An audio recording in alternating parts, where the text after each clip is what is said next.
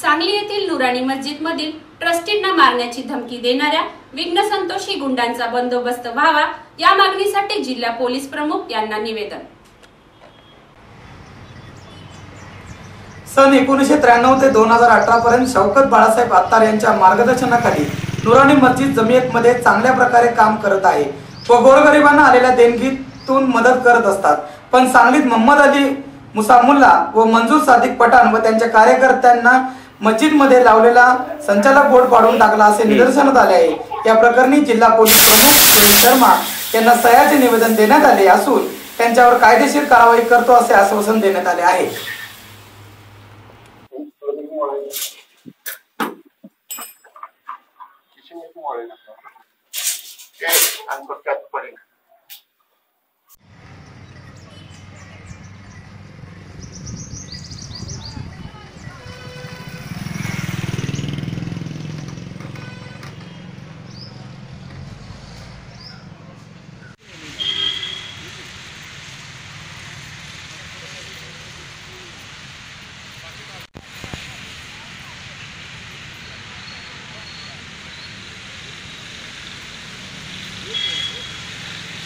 क्षेत्रापासून संस्थापक अध्यक्ष आहे या संस्थेचा, नुरानी मस्जिद जमियतचा अध्यक्ष आहे आणि बाकीचे माझे साथीदार हे संचालक होत आहेत। तरी आम्ही 20 वर्ष झालं सर्व काम करतो, पण आजपर्यंत कुणी अडथळा दिला नाही आणि ठराविक गावगुंड आहे ते आम्हाला धमकी देऊन सामाजिक कार्य करू नका असं हे करतात आणि दानपेटी पळवून येतात।